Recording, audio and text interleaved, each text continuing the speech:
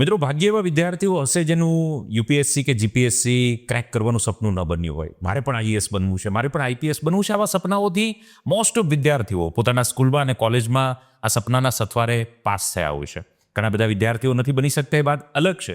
But આજે એક એવા પ્રેરણાત્મક વ્યક્તિની સાથે મુલાકાત કરવાની છે. યુપીએસસી 2025નું હમણાં જે રિઝલ્ટ ડિક્લેર થયું, એ રિઝલ્ટની અંદર 115મો રેન્ક જેમને પોતાના નામથી સિક્યોર કર્યો છે, એવા વિપુલભાઈ ચૌધરી, મૂળ પાટણના. અને આજે આપણે ગાંધીનગર મુકામે વિપુલભાઈ ચૌધરીની સાથે ચર્ચા કરી રહ્યા છે. વિશેષ પરિચય તો હું આપું એના કરતાં સાહેબ પોતે જ પોતાના મુખેથી આપશે. અને આ પોડકાસ્ટ છે ને, આ કોઈ એન્ટરટેનમેન્ટ પોડકાસ્ટ નથી, આ પ્રેરણાત્મક પોડકાસ્ટ છે. આ પોડકાસ્ટથી ઘણા બધા લોકોના જીવનના સપનાઓ બનતા હોય છે અને તૂટી ગયેલા સપનાઓને ફરીવાર એ સાજા પણ થતા હોય છે. આવા પોડકાસ્ટથી ઘણા બધા દીકરા અને દીકરીઓ પોતાની અંદર એ ફરી પ્રેરણાની ચિંગારી પ્રગટાવીને ખૂબ જીવનમાં આગળ વધતા હોય છે. અને વિપુલભાઈનો પણ આજે પોડકાસ્ટમાં સમય આપવા પાછળનો પ્રયાસ એ જ છે. એમણે તો પરીક્ષા પાસ કરી જ છે, પણ એમણે જેમ સફળતા મેળવી છે, એમની વાતોથી, એમના વિચારોથી, એમની રીતથી, એમની પદ્ધતિથી તમે પણ આવી સફળતા પ્રાપ્ત કરો એવા ઉદ્દેશની સાથે પોડકાસ્ટ થોડું ડિટેલમાં હશે, થોડું લાંબુ હશે, પણ એવું હોય તો 1.5ની સ્પીડ પર કરી આખું પોડકાસ્ટને જોજો. અને છતાં પણ તમારા કોઈ સવાલ રહી જાય ને તો કોમેન્ટના માધ્યમથી ચોક્કસ પૂછજો. અમે પૂરતો પ્રયાસ કરશું તમારા સવાલના જવાબ આપવા માટેનો. આવો વિશેષ સમય ન લેતા આપની એ જ ગંભીરતાની સાથે, આપની એ જ શિસ્તતાની સાથે, આપની એ જ એક જાણવાની નવી જિજ્ઞાસાની સાથે મુલાકાત કરીએ વિપુલભાઈ ચૌધરીની સાથે. સાહેબ, આપનું હાર્દિક સ્વાગત છે અમારા પ્લેટફોર્મ પર. ઘણા બધા દર્શક મિત્રો આતુર છે કે યુપીએસસીની અંદર 115મો રેન્ક પ્રાપ્ત કરવો. આપનો એક ટૂંકમાં પરિચયની સાથે આપણે શરૂઆત કરીએ અને પછી આપણે ડિટેલમાં વાતો કરીએ. તો વિપુલભાઈ, શું કહેશો? પહેલાં તો ખૂબ ખૂબ આભાર આપનો. Thanks for a good introduction. હું મારું શોર્ટમાં ઇન્ટ્રોડક્શન આપું છું કે મારું નામ વિપુલ કરમણભાઈ ચૌધરી છે. હું પાટણ જિલ્લાના સાતલપુર તાલુકાના હમીરપુરા ગામથી આવું છું. અને આ ઇન્ટ્રોડક્શનમાં જે મારા વિસ્તારનું નામ લીધું, મને હંમેશા ગૌરવ થાય છે. અને મારા ઘણા બધા મિત્રોએ અમે એક ઇન્ટ્રોડક્શન જ્યારે તારીફ કરે ને ત્યારે કે ખૂબ ખૂબ આભાર ભાઈ તારો, તું આ વિસ્તારમાં જન્મ્યો તે અને બહુ રોશન કર્યું છે. તો હું આ વિસ્તારને હંમેશા મેન્શન કરતો હોય છે. બીજી વસ્તુ, મારા શૈક્ષણિક બેકગ્રાઉન્ડની વાત કરું તો મારું પ્રાથમિક અને માધ્યમિક જે શિક્ષણ છે મેં મારી ગામની સ્કૂલમાં જ ગુજરાતી માધ્યમ સાથે લીધું. પછી 11-12 હું આરાધના વિદ્યાવિહાર ગાંધીનગરમાં આવ્યો. એના પછી સેક્ટર 15માં ગવર્મેન્ટ આર્ટ્સ કોલેજ છે, તો ત્યાં મેં BA હિસ્ટ્રી અને પોલિટિકલ સાયન્સ વિષય સાથે મેં BA કમ્પ્લીટ કર્યું. અને પછી હમણાં 2023થી 25 વચ્ચે મેં MA કમ્પ્લીટ કર્યું છે ઓનલાઈન ઇગ્નુમાંથી. તો આ એક મારી જર્ની છે એજ્યુકેશનલ બેકગ્રાઉન્ડ. બરાબર છે. એટલે BA MA આપે કમ્પ્લીટ કર્યું. જી સર. આમ તમે ભણવાના કેવા વિદ્યાર્થી? એવરેજ કે ટોપર રહ્યા ક્લાસમાં 10મા 12માના રિઝલ્ટની વાત કરીએ તો? સર, 10મા 12માં હું ટોપર રહ્યો છું. એના પહેલાં હું નથી રહેલો. ઓકે. એમાં ઘણું બધું એ છે કે શાયદ આપણે 12th ફેલ મૂવી જોઈ હશે. રાઈટ. તો એ કલ્ચર અમારે ત્યાં બી ગામડામાં હતું કે બધા ચોરી કરવાનું. તો અમારા માટે ચોરી કરવી નોર્મલ હતું. 10th સ્ટાન્ડર્ડ પત્યું ને ત્યાં સુધી. તો 9મા ધોરણ સુધી મેં બી કરેલી છે. અને આમાં કાંઈ ગ્લેમરાઇઝ કરવા જેવી વસ્તુ છે નહીં. પ્રોબ્લેમ એ હતો કે અમને ખબર નથી. યસ. તો કોઈ કહેવાવાળું કોઈ કહેવાવાળું હતું નહીં. અને સાહેબ કેટલા કોરતા કે ના કરો, પણ વિદ્યાર્થીઓમાં એવું વાતાવરણ હતું કે કરી આમાં કાંઈ વાંધો જ છે નહીં. તો એ હતું કે હું ટોપર હતો, પણ એવું એ છે કે ચીટિંગ કરીને અથવા હું સ્માર્ટ વર્ક કરીને ટોપ કરી લેતો. પણ એ છે કે ઘણી બધી મેં મસ્તી કરી છે. ભણવાનું મને 9મા ધોરણ સુધી કાંઈ રસ હતો નહીં. 9મા ધોરણ પછી મને એવું ટર્નિંગ પોઈન્ટ લાગ્યો કે મારા પિતાજીને એવું થયું કે છોકરો એટલું ભણતો છે નહીં. મને મારા પિતાની આંખોમાં હું ક્યારે નીચું નંબર નહોતો માંગતો. તો એ 9th standard was the turning point કે ત્યારથી મારી ભણવાની સફર ત્યારથી શરૂ થઈ. એક ન્યૂ ઇનિંગ સ્ટાર્ટ થઈ કે 9માંથી. પછી 10મા ધોરણમાં મને ચુસ્કો લાગ્યો. અમે જે ગોતરકા વિદ્યાલયમાં ભણતા હતા ત્યાં અમારા ગામનો કોઈ એક જ વિદ્યાર્થી શાયદ હતો કે જેને 10thના બોર્ડમાં ટોપરનું નામ લખવામાં આવે. તો મને એવું ચુસ્કો લાગ્યો કે શાયદ હું મારું નામ બી લખું. તો એક ત્યાંથી એવું ચાલુ થઈ કે ભણવાની થોડીક ધગશ સ્ટાર્ટ થઈ. બીજો ટર્નિંગ પોઈન્ટ એ હતો કે 12 જાન્યુઆરી સ્વામી વિવેકાનંદનો જન્મદિવસ આવે છે. તો એક સ્વામી વિવેકાનંદ રથ આવ્યો હતો અમારી સ્કૂલમાં. તો એક કિતાબ એ છે કે એક કિતાબ જીવનમાં કેટલું પરિવર્તન લાવે. તો મને ત્યાં બી એક સ્વામી વિવેકાનંદની મેં કિતાબ વાંચી. બાળપણ એમની જે સ્ટોરી હોય છે, બાળ વાર્તાઓ, તો એ વાંચીને થોડીક ઇન્સ્પિરેશન મળી. તો આ 2 ટર્નિંગ પોઈન્ટ હતા. ત્યારથી હું ટોપર તરીકે ઘોષિત થયો. બરાબર છે. તમે 10મા પછી સાયન્સ, કોમર્સ, આર્ટ્સ શું લીધું? સર, એક મેઇન વસ્તુ એ હતી કે 10મા ધોરણમાં 80% આવ્યા. અને અમારા વિસ્તારમાં 80% બહુ કહેવાતા. ખાધા ખૂટે. તો એ થયું કે હવે સવાલ એ હતો કે કરવું છું. હવે મેઇન તો એ જ હોય છે કે સાયન્સ કરો, 80% આવ્યા. હવે એ હતું કે સાયન્સ કરીએ તો ડૉક્ટરી કરવું પડે. અને ત્યારે કોઈક એવું ખબર નહીં, કોઈ ઇન્ફોર્મેશન આપી ગયું કે ડૉક્ટર કરો તો ઘણા બધા પૈસા ભરવા જોઈએ. ને ઘણા બધા પૈસા અમારી પાસે હતા નહીં. તો બીજું એ હતું કે અમારા ગામમાં કલ્ચર હતું કે બધા તલાટી કોન્સ્ટેબલની તૈયારી કરતા. સરકારી તો મને સરકારી નોકરીની એ ક્લાસ 3 ની ઉપર તો કોઈ વિચાર્યું જ નહોતું. તો આપણને લાગે ચલો એમાં જ શરૂઆત કરીએ, પૈસા એટલા બધા છે નહીં. તો એના કારણે પછી મેં આર્ટ્સનું પસંદ કર્યું કે ચલો 11-12માં હું આર્ટ્સ કરું. બીજું કલ્ચર એ હતું કે અમારા ગામના બધા લોકો ગાંધીનગરમાં જ તૈયારી કરતા. હું ત્યાંથી શહેર જોયું જ નહોતું એટલું બધું. તો એવું થયું કે ચલો 11મા ધોરણમાં ગાંધીનગરમાં આર્ટ્સ કરવાનો મોકો મળે ને તોય આપણે ગંગા નાયા. રાઈટ. તો ત્યારથી પછી અને ગાંધીનગર જો એ બાને ગાંધીનગર જોવા મળે. તો એક આ મેન પર્પઝ હતું આર્ટ્સ કરવા માટેનું. બરાબર. તમે એક વાતમાં વિપુલભાઈ કીધું કે 9મા પછી થોડું હું સિરિયસ થયો, તો એવી કોઈ ઘટના બની, એવું કોઈ કહેવામાં તમને આવ્યું આ તાત્કાલિક સુધારાનું કારણ? એક ચોરી કરતો, ચીટિંગ કરીને પાસ થતો દીકરો તાત્કાલિક એટલો સિરિયસ થઈ ગયો, પાછળ કોઈ ઇન્સિડન્સ કંઈ? એક યુવાન વસતા ત્યારે શરૂઆત થાય છે, અને એક એવી જ ઇન્સિડન્ટ થઈ હતી જે હું થોડુંક પસંદ કરું છું કે પબ્લિકલી ડિસ્ક્લોઝ ના કરું. બટ ધ ઇન્ટેન્શન એ હતું કે યુવાન વસ્તામાં જે આપણે થોડી ઘણી ઘટનાઓ બની જ આવી હતી, તો એક ઘટના બની હતી જેના કારણે મારા પિતાજીને જાણકારી મળી કે તમારો છોકરો આવી વસ્તુમાં જોડાયેલો છે. મારા પિતાજી ક્યારેય મને બોલ્યા જ નથી, અત્યાર સુધી એક પણ ટપકો આપ્યો નથી. તો મારા પિતાજીના જે મિત્ર છે ને એમને ખાલી એટલું જ કીધું કે વિપુલને એટલું કહેજો કે તને મને ખબર પડી ગઈ છે. બરાબર. વાયા કેવરા. ખાલી આટલું જ કહેજો કે મને ખબર પડી ગઈ છે. અને એ જ મારા માટે સૌથી દુઃખદ વાત હતી કે હું મારા પિતાની આંખોમાં નીચો થઈ રહ્યો છું. તો એ એક રાત બહુ ખરાબ નીકળી. ફીલ થાય. હા, કે હું હવે આજ પછી આવું નહીં ઈચ્છું કે મારા પિતાજી થોડુંક નીચું જોવું પડે. તો એક આ ઇન્સિડન્ટ હતો જેના કારણે. અને આજે એ જ પિતા ગર્વ લઈ રહ્યા છે. હા સર, એમનું સર સપનું જ નાનું હતું કે મામલતદાર થાય તો બહુ મોટી વસ્તુ થઈ ગઈ. તો ગામડામાંથી તો હા, એમને એક જ ઓફિસર જોયેલા હોય કે મામલતદાર અથવા જે તહસીલદાર અધિકારી સરકાર, બહુ બધા સરકાર હોય. ખેડૂત સાથે મુલાકાત એમની જ થતી હોય, ઉપર તો જવાનું થાય જ નહીં. તો એમને તો એ જ ગૌરવ હોત કે હું એ થયો હોત. ગાડી લઈને સાહેબ આવે. લાસ્ટ યર હું આઈપીએસ થઈ ગયો પછી મને ના પડી કે હવે રહેવા દે ને, આટલું બહુ થઈ ગયું છે, હવે આગળ ક્યાં જવાની જરૂર છે. બરાબર છે. હવે યુપીએસસી, જીપીએસસી આ સરકારી નોકરીનું સપનુંની શરૂઆત ક્યારથી થઈ, તૈયારીની? જી સર, આમાં મને લાગે છે કે આપણે કંઈક શાયદ યુનિવર્સ આપણા પાછળ ઈચ્છતું હોય કે તમે આ કામ કરો. અત્યારે હું કનેક્ટિંગ ડોટ કરું ને તો એવું લાગે છે કે 10મા ધોરણમાં અમારે એક સીમાડી સાહેબ હતા. તે એમને મેન્શન એવું કર્યું હતું કે કલેક્ટર બહુ મોટી તોપ હોય છે. મને એમ થયું કે એનો કે કરોડનો પગાર હોય ને એવું બધું બહુ પ્રલોભન આપેલો. તો મેં જેવા સાહેબે લેક્ચર પતે હું બહાર જઈને પૂછ્યું, સાહેબ આ કલેક્ટર હોય છે શું?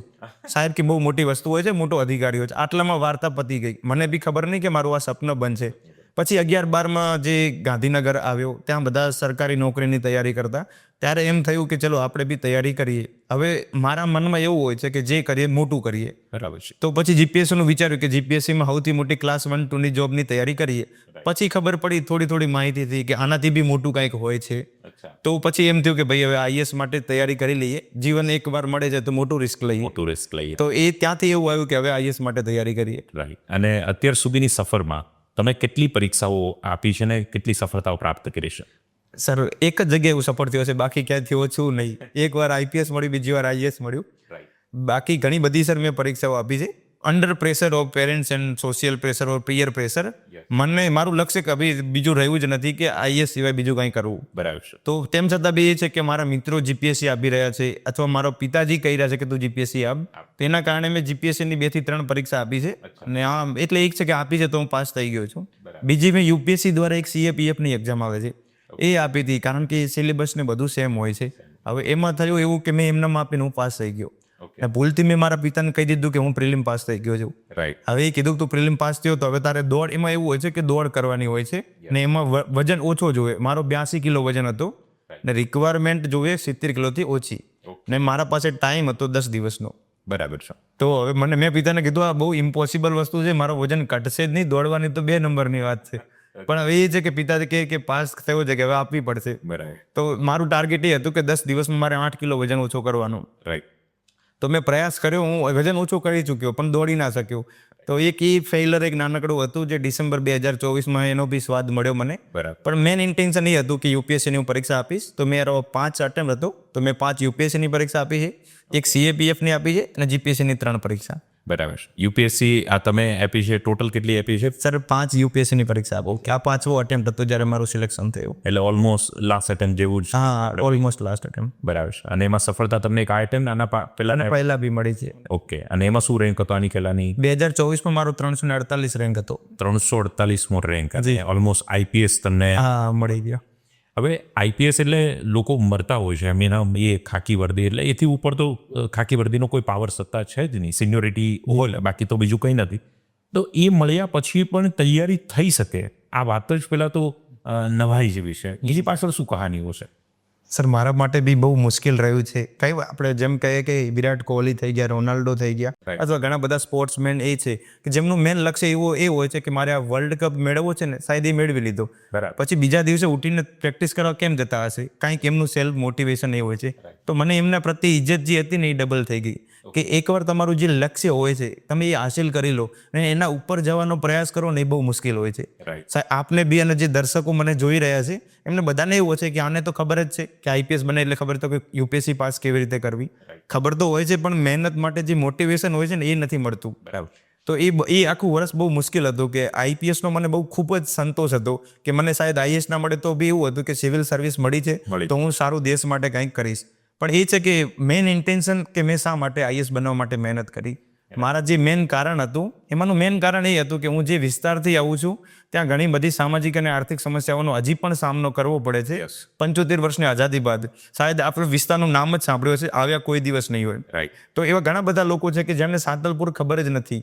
એ વિસ્તારથી હું આવું છું. જેમ એક એક્ઝામ્પલ આપું તો ટીચર થઈ ગયા તો કોઈ જોબ થઈ ગઈ તો એ પનિશમેન્ટ પોસ્ટિંગ કહેવામાં આવે છે એની.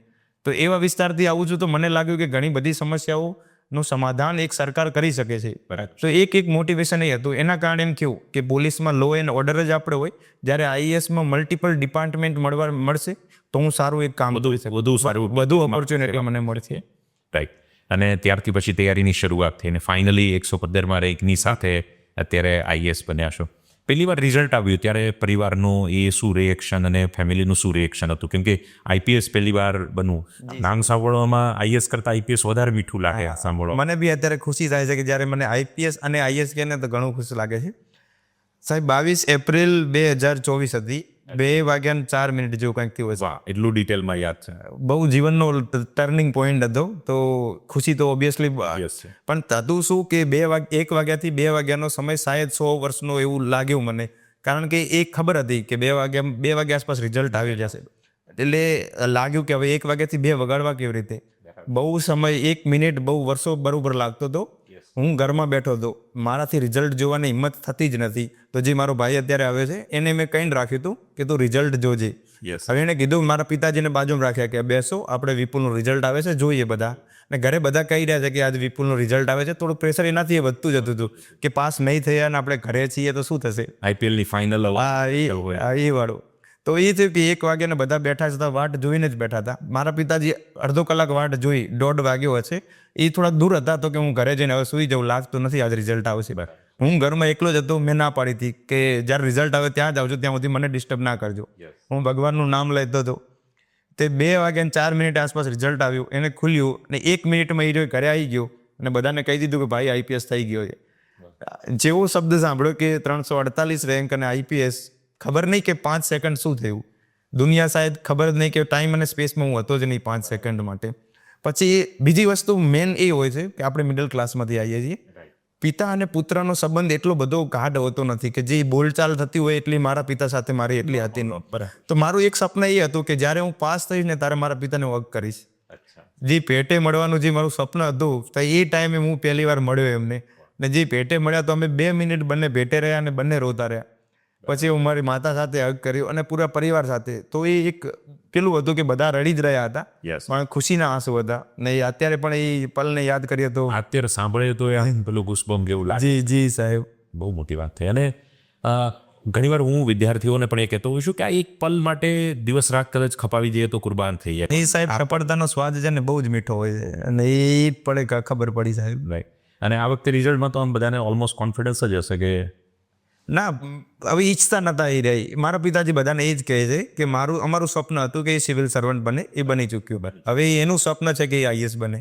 રાઈટ. તો ઘરે એવો જ માહોલ બહુ એટલો બધો હતો નહીં, ખબર હતી કે આજે રિઝલ્ટ આવશે. પણ એ હતું કે અમારે જે મસ્ટર્ડ કર્યું હતું ખેતરમાં તો એ કાઢવું પડે એવું જ હતું. તો પિતાજી કે હું તો કે રાયડું કઢાવવા માટે જઉં છું. રાઈટ. બીજું માતાજી ઘરના કામમાં હતા ને એ દિવસે લગ્ન બી હતા. તો એટલો બધો કઈ માહોલ હતો નહીં. જેવું રિઝલ્ટ આવ્યું ત્યારે થયું કે આઈસ. પહેલો જ ભાવ એ થયો કે મુક્ત ભાવ, કે હવે જે સવારમાં ઉઠીને તૈયારી નહીં કરવી પડે. કરવી પડે. પછી બીજું એ હતું કે મને સ્વપ્નું તો હંમેશા એ જ રહેશે કે પિતા સાથે ભેળું પડવું છે. પેટ જે લગાવી છે એ એકવાર મોકો મળ્યો તો શાયદ બીજી વાર મને મોકો મળ્યો છે. પિતાજી ખેતરે હતા ને હું ઈચ્છતો હતો કે પહેલા સમાચાર હું એમને આપું. રાઈટ. તો જેવું મેં બાઇક લીધું ને હું ખેતરે જવા લાગ્યો, ત્યાં જઈને મેં પિતાને કીધું, પપ્પા હું થઈ ગયો, હવે હું મુક્ત થયો છું અને તમે મુક્ત થયા. વળી બીજી વાર ભેટીને અમે રડ્યા. એ બહુ સુખદ અનુભવ હતો.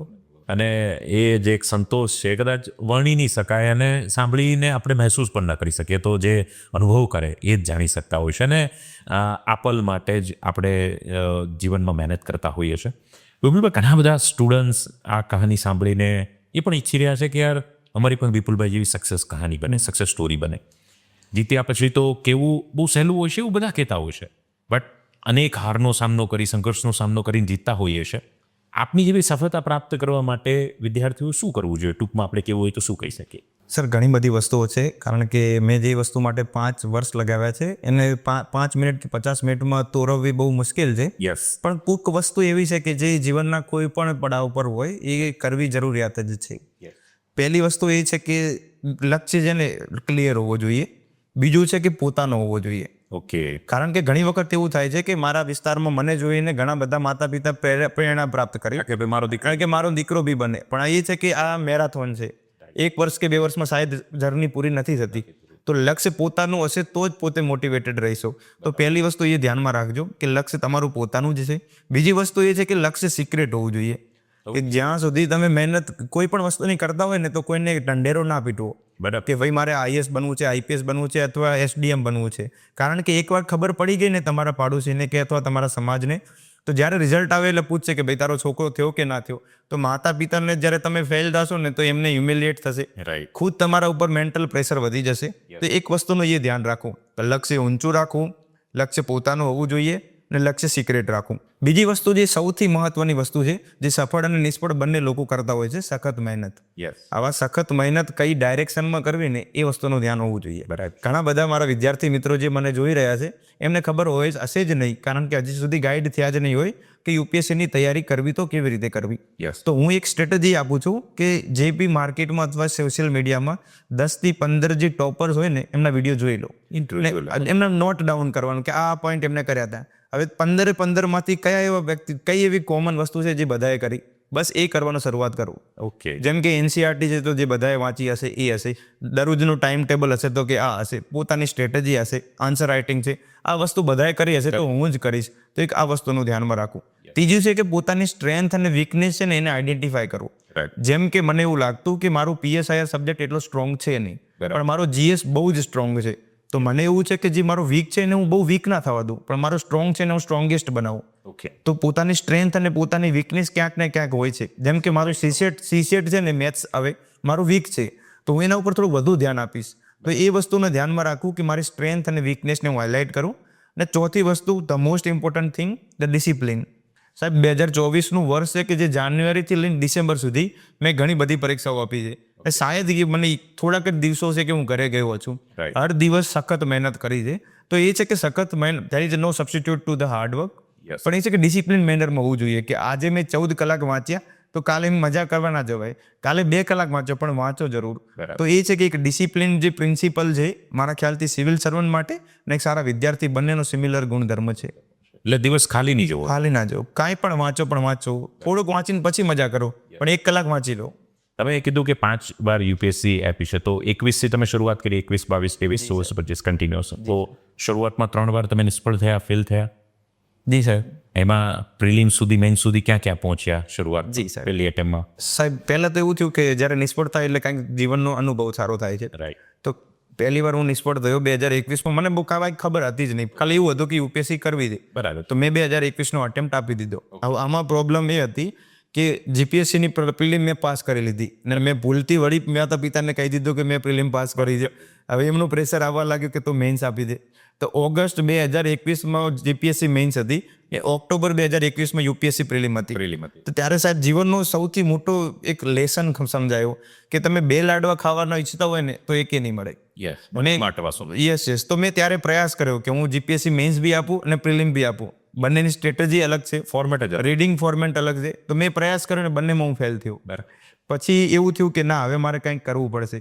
પછી હું ત્યાંથી દિલ્હી ગયો કે ત્યારે એવી ધારણા હતી કે દિલ્હી જાઉં તો જ UPSC પાસ થાય. હા, 5 હાલાકી હવે એવું છે જ નહીં. સોશિયલ મીડિયા તો હજી આવી ગયું છે ઓનલાઈનના જમાનામાં. 2021ની ડિસેમ્બરમાં હું ત્યાં આગળ ગયો. મેં બહુ ભયંકર તૈયારી કરી. એ ટાઈમે હું પ્રિલિમ પાસ થઈ ગયો, મેઇન્સ પાસ થઈ ગયો, પણ ઇન્ટરવ્યુમાં થોડાક પ્રોબ્લેમ હતા કે મેં ઇંગ્લિશ ભાષાને પસંદ કરી ને બોલવાનો એટલો કોન્ફિડન્સ નહોતો. અને એમાં પ્રોબ્લેમ એ હતો કે મને ગાઈડ ખોટી રીતે કરવામાં આવ્યો કે ત્યારે તું બોલતા શીખી જઈશ. મને એવું લાગ્યું ચલો શીખી જશું. તો એના કારણે પછી ઇન્ટરવ્યુમાં સારા માર્ક્સના કારણે હું ત્યારે ફેલ થયો. ઓકે. હવે સાહેબ main problem the worst nightmare of the UPSC aspirant is કે જ્યારે તમે ઇન્ટરવ્યુ આપ્યા પછી પ્રિલિમ આપો પ્રિલિમ ના થાય ને એ છે કે હું આટલા લેવલથી પછી નીચે પાછો આવી ગયો. તો મેં એ ટાઈમે મને સીસેટ ના આવડ્યું. 2023નું પેપર 5 દિવસ પછી હતું જ્યારે 22નું રિઝલ્ટ આવ્યું અને 5 દિવસ પછી 2023નું હતું પ્રિલિમ હતું તો પ્રિલિમ ના થઈ. પેલામાં ઇન્ટરવ્યુ હા, ઇન્ટરવ્યુ પછી મારા ખ્યાલથી સૌથી વર્સ્ટ નાઇટમેર એ જ છે. બહુ ખરાબ દિવસો સાહેબ નીકળ્યા ત્યારે. 1 મહિનો તો માંડ વાપસ આવતા થયા. જે ઇન્ટરવ્યુમાં ફેલ થાય દુઃખ ના થયું, પણ જે પ્રિલિમમાં પાસ ના થયા ને તો કે કેવી રીતે મોઢું આપણે બતાવશું કે સ્ટેટસ જ ન એ જ સાહેબ. પછી એવું થયું કે મેં ટ્રાય કર્યું કે પોતાની જાતને સેલ્ફ મોટિવેટ કરવા માટે.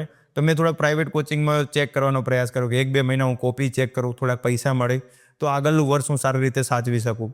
પછી મેં નક્કી કર્યું કે મોસ્ટલી સફળતાના સ્વાદ કરતા છે ને નિષ્ફળતાનો ડર મને ભયંકર લાગે છે. યસ. તો હું ઈચ્છતો હતો કે હું હવે ફેલ નહીં થઉં, એટ એની કોસ્ટ નહીં થઉં. જી જાન લગાવી. જી જાન. તો 2024 મારા ખ્યાલથી અત્યાર સુધીમાં સખત જો મહેનત કરી હોય ને મેં તો 2024 હોય. આઈપીએસ વખતે. જી આઈપીએસ વખતે. આ વખતે તો સાહેબ મહેનત થઈ જ નથી, એનું જ ફળ અત્યારે મળ્યું છે. તો એ ટાઈમે મેં ખૂબ મહેનત કરી. જાન્યુઆરીથી લઈને ડિસેમ્બર સુધી ઘણા બધા પેપર હતા. એ ટાઈમે મેં પ્રિલિમ્સ, મેઇન્સ અને એ ટાઈમે ફૂલ કોન્ફિડન્સ હતો કે મેઇન્સ તો પાસ થઈ જ જશે. ઇન્ટરવ્યુમાં લાગ્યું તો કે થોડુંક કોન્ફિડન્સ છે સારી રીતે. એ ટાઈમે મેં હિન્દીમાં ઇન્ટરવ્યૂ આપ્યું, કારણ કે ભૂલ સમજાઈ હતી કે ઇંગ્લિશમાં નહીં આપવું. અને કોઈ ગાઈડન્સ એટલું ના હોતું એટલે પોતાની ભૂલોથી જ હું શીખતો કે કેવી રીતે સુધાર કરવો. પછી આપણે વાત કરી કે 2024નું રિઝલ્ટ આવ્યું અને પછી 25 આવ્યું. સફળતા આખો અપ એન્ડ ડાઉન. જી નહીં સર, નિષ્ફળતા દેન સફળતા. રાઈટ. એટલે ખૂબ કપરા દિવસો, પણ 5-6 વર્ષની આ મહેનત, એમાં ધીરજ રાખવી, અત્યારે વાત કરવી તો બહુ સરળ એટલા માટે થાય કે આપણી પાસે અચીવમેન્ટ છે. જી સાહેબ.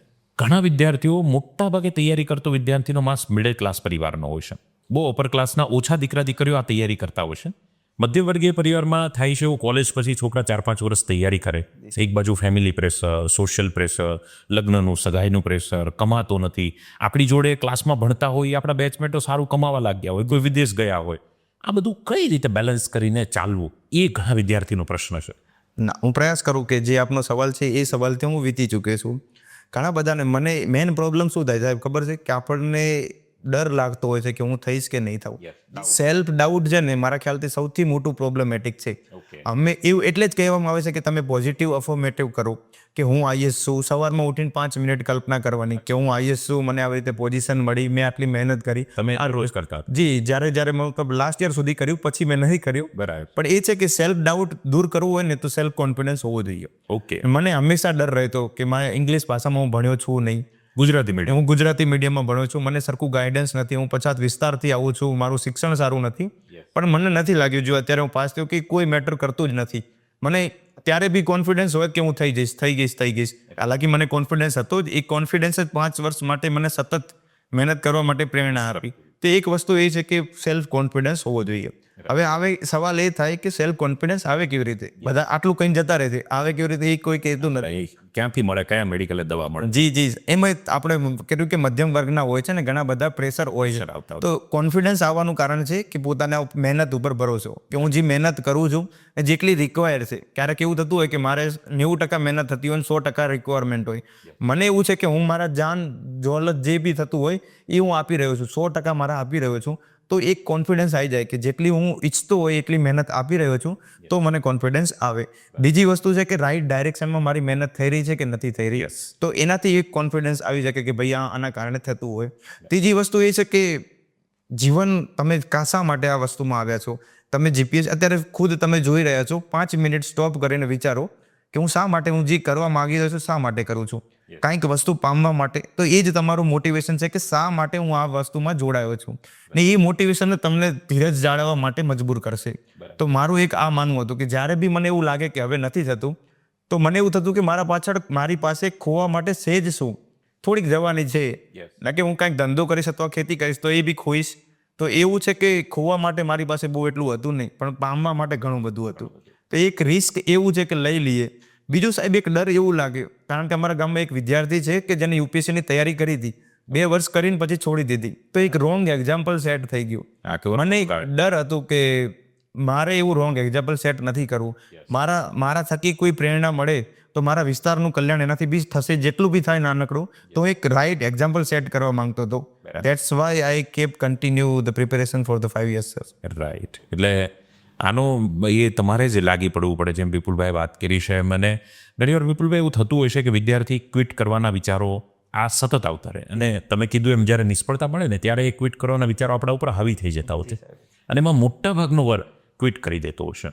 અને પછી એવું થાય કે ગોલ્ડન ટાઈમ તૈયારીમાં આપી દીધો, અને પછી ક્વિટ કર્યું, નિષ્ફળતા મળી, અને પછી એ બધું કરવું પડે. તો એક્ઝેક્ટલી વિદ્યાર્થીને એનો મેસેજ એક આપવો હોય તો શું આપો, જે હારી ગયા છે, જે ડિમોટિવેટ થયા છે, જેને ક્વિટ જ કરી દેવું છે કે હવે મારાથી નહીં થાય એવું મનથી માની લીધું, જીપીએસસી, યુપીએસસી, કોન્સ્ટેબલ કે કોઈ પણ પરીક્ષા હોય, એના માટે આપ શું કહેશો? સર થોડીક ટિપ્સ છે. મારા એવું લાગે છે કે જે વસ્તુ હું લખું ને પેજ ઉપર, એનાથી વધુ ઇફેક્ટિવ સાબિત થાય છે. માની લો કે તમે આજે ઈચ્છો છો કે હવે મારાથી નથી થતું, તો એના કારણો લખો કે શા માટે નથી થતું, કે મારાથી મહેનત નથી થતી એના કારણે થાય છે, પરિવારનો પ્રેશર છે એટલે, કે નાણાકીય સ્થિતિ છે એની બરોબર એટલે, કયું કારણ હશે, 5 થી 6 કારણ હશે. બરાબર. પણ એ છે કે જો તમારી પાછળ સાહેબ એક કારણ હોય ને કે મારે કરવું છે, તો 100 કારણો ભલે હોય કે નથી થતું, તો મને લાગે એ કાપી છે. મારી પાસે હતું કે હું 6 અટેમ્પ્ટ આપીશ, એટલા સુધી તો હું તૈયાર હતો. હાલાકી સવારમાં ઉઠી એટલે સેલ્ફ ડાઉટ થતો કે મારાથી નહીં જ થાય. મારી પાસે એવું હતું નહીં કે કોઈને જોવા માટે કે હું આમને જોઈને થવું કે આ થઈ ગયો તો હું એ થઈ ગયો. એક્ઝામ્પલ એક્ઝામ્પલ હતું જ નહીં. એટલે હંમેશા સેલ્ફ ડાઉટ તો થવાનું છે કે નહીં જ થાય. અને મને એવું લાગે છે કે સેલ્ફ ડાઉટ બેસ્ટ વસ્તુ છે, તમને કંઈક કામ કરવા માટે પ્રેરણા આપે છે. તો હું એ જ તમને કહીશ વિદ્યાર્થી મિત્રો, કે તમને એવું લાગતું હોય કે નથી થતું, મારે ક્વિટ કરવું છે, તો શાયદ એક સ્ટ્રેસના કારણે થતું હશે, કે અથવા કે મેં આન્સર લખ્યો ને સારો આન્સર ના આવ્યો, સાહેબે મને કીધું કે ભાઈ આવું કેમ ખરાબ લખી રહ્યો છે, અને રાત્રે ચિંતા થાય કે હવે સારું થતું નથી. 2 દિવસ શાંતિ રાખો, મજા કરી લો, અને 3જા દિવસે વાપસ થશે. જો તમારું મોટિવેશન સ્ટ્રોંગ હશે કે મેં આ કારણે શરૂઆત કરી હતી, તમારે ધગસ હશે કે મારે કોઈ પણ ભોગે કરવું જ છે, તો એ છે કે આટલા વર્ષ મેં આપ્યા છે, શાયદ 1 વર્ષ હું વધુ આપી દઉં. ને જે ઉણપ રહેતી હશે, ક્યારેક થાય કેવું સાહેબ ખબર છે, હું ઘણાને કહેતો હોય છે કે યુપીએસસી મારાથી થતી નથી, તો એવું થાય કે યુપીએસસી માટે તમારે 100% આપી દેવા, અને ક્યારેક તમે ફૂલ મહેનત આપી દો કે આ 100% મેં આપી દીધા, પણ યુપીએસસી નથી થતી. શાયદ મારા 100% યુપીએસસીના 100% ના હોય. યસ. તો ક્યારેક શાયદ મારા તો મેં આપી દીધા, 120 મેં આપ્યા, પણ ત્યાં 20 જ થતા હોય. તો એક છે કે એક પ્રાર્થના છે કે ભગવાન મને એક શક્તિ આપે કે જે હું કરી શકું, એના માટે હું પ્રેરણા થાય, અને જે હું ના કરી શકું એની મને સમજણ આપે.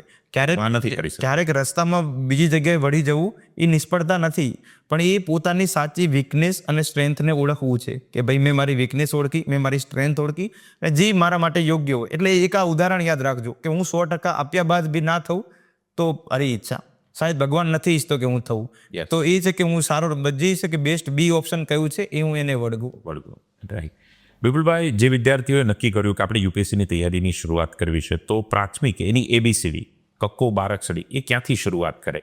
જી સાહેબ, ઘણા બધા લોકોનો સવાલ એ હોય છે કે યુપીએસસી પ્રિપેરેશન સ્ટાર્ટ કરવા માટે હું કોચિંગ જોઈન કરું કે ડાયરેક્ટલી સ્ટાર્ટ કરું. તો મારું એવું માનવું છે કે જો તમે કોચિંગ બી જોઈન કરવા ઈચ્છતા હોય ને તો બી વાંચવું પડશે. તો પ્રી કન્ડિશન એ જ છે કે જે યુપીએસસીનો સિલેબસ આપણે જોઈ લેવાનું, કે ભાઈ હિસ્ટ્રીમાં આટલું પૂછાય છે, ઇકોનોમીમાં આટલું પૂછાય છે, તો પહેલી વસ્તુ એ ધ્યાનમાં રાખવી કે યુપીએસસીનો હું સિલેબસ જોઉં. જોવાનો મતલબ છે રટવાનો, કે મને એક પોઈન્ટ પૂછું કે આના પછી આ સ્પેલિંગ કયો છે કે આ વર્ડ કયો છે, મને યાદ હોવો જોઈએ. બીજી ઓપ્શન છે કે જે એની ગુરુ ચાવી કહેવાય છે કે PYQ, past year question papers. આ 2 વસ્તુ મને ખબર પડી જાય એટલે આઈડિયા આવી જાય મોટા તौर પર કે યુપીએસસી શું વસ્તુ છે, એના કેવા પ્રકારના સવાલો હોય છે. કારણ કે ઘણા બધા મિથ હોય છે કે ભાઈ યુપીએસસી બહુ મોટી તોપ છે, આપણાથી પાસ ના થાય. પણ એવું લાગે કે ભાઈ આ સવાલ જોઈને તો લાગે કે હું હમણાં જ ભણ્યો છું, 12મા ધોરણમાં હું આને વાંચ્યું, આ મને આવડે છે. તો એક આ વસ્તુ કરવી કે મેં સિલેબસ જોયો, બીજું કે મેં PYQ જોઈ લીધા, તો કે હવે તૈયારીની શરૂઆત કેવી રીતે કરવી. તો મેન પહેલું શરૂઆત એ છે કે હું 6ઠા થી 12મા ધોરણની જે NCERTની કિતાબ હોય છે, ઘણા બધા કહેતા હોય કે અમને ઇંગ્લિશ કે હિન્દી વાંચતા નથી આવડતું, તો જે ગુજરાત સરકાર દ્વારા જે NCERT હતું એનો ટ્રાન્સલેટ કરીને ગુજરાતીમાં જે અત્યારે ચોપડીઓ ઉપલબ્ધ છે એ સેમ વસ્તુ છે. તો જે GCERTની જે કિતાબો છે એનાથી શરૂઆત કરવી. હવે શરૂઆત કરી તો વાંચવું કેવી રીતે, મેઇન પ્રોબ્લેમ એ હોય છે. એટલે સામે 2 જ વસ્તુ ધ્યાનમાં રાખવી, સિલેબસ અને PYQ. કોઈ પણ વસ્તુ મેં ટોપિક વાંચ્યો માની લો કે મેં 1857નો સંગ્રામ વાંચ્યો કે આ પ્રિએમ્બલ વાંચ્યું કે ફંડામેન્ટલ રાઇટ્સ, એક કોન્સેપ્ટ વાંચ્યા બાદ મને એવું લાગ્યું કે આમાં સવાલ પૂછાય તો યુપીએસસી પ્રિલિમથી કેવી રીતે પૂછે, ઓકે, મેન્સથી કેવી રીતે પૂછે અને ઇન્ટરવ્યુથી કેવી રીતે પૂછે. જો આ 3 દ્રષ્ટિકોણથી સવાલ નથી બનતો તો હું એ વસ્તુ વાંચીશ જ નહીં.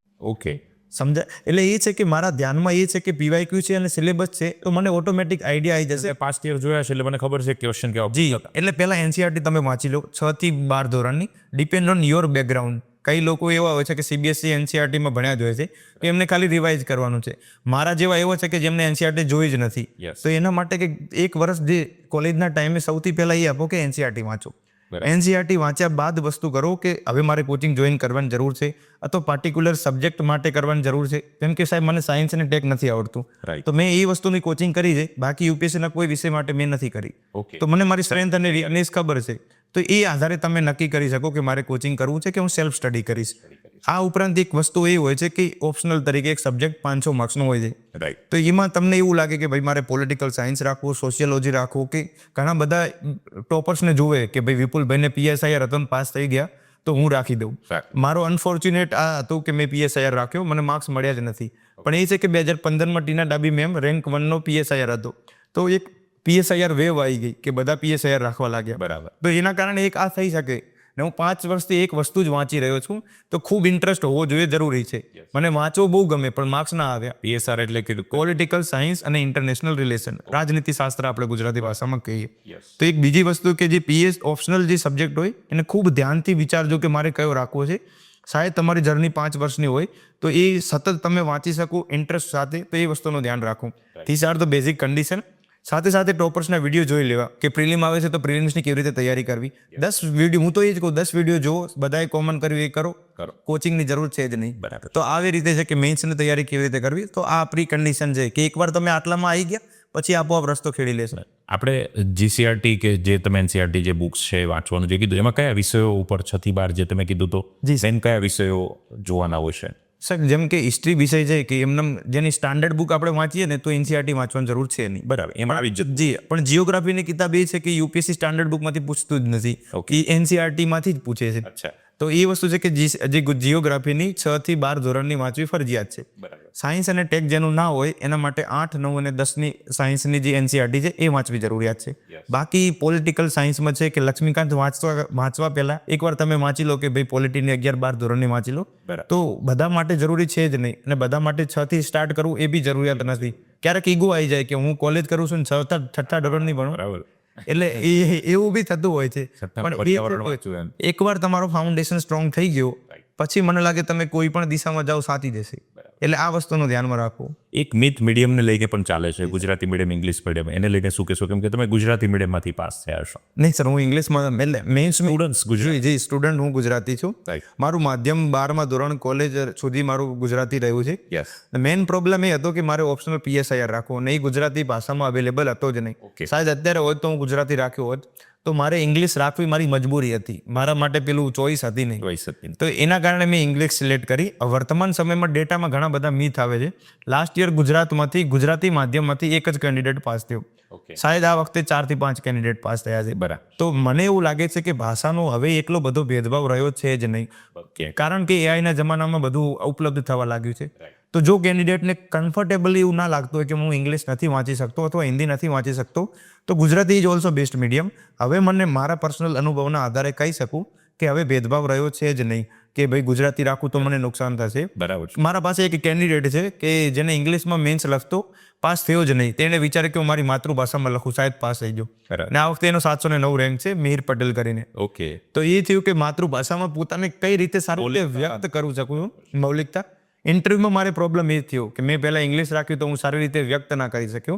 પછી મેં હિન્દી રાખ્યું. મને એમ થયું કે આમાં મને ઓછા માર્ક્સ મળશે ને તો બી ચાલશે, ઓકે, પણ એ છે કે હું ખુશ તો રહીશ કે હું જે ભાષામાં બોલવા માંગતો તો એ બોલી તો શક્યો. બરાબર. તો લાસ્ટ ટાઈમ મને 165 માર્ક્સ ઇન્ટરવ્યુમાં મળ્યા, આ વખતે 193 મળ્યા, જે હિન્દી ભાષામાં એમ કહે સારામાં સારો માર્ક્સ છે. માર્ક્સ. તો ભાષાનો મને નથી લાગતો કે હવે કોઈ પણ પ્રકારનો ભેદભાવ હોય સાહેબ. બરાબર છે.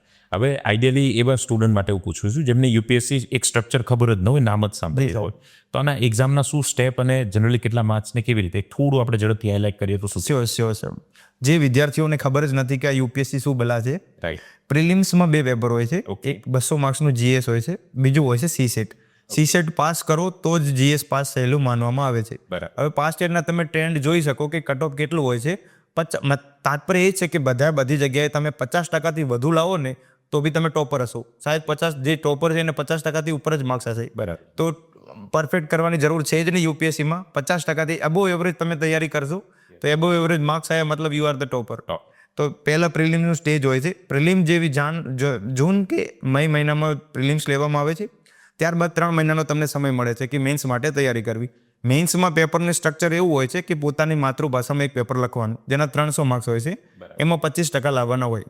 25% લાવો એટલે પેપરમાં પાસ ગણાવો. બીજું ઇંગ્લિશ કમ્પલસરી છે બધા લોકો માટે.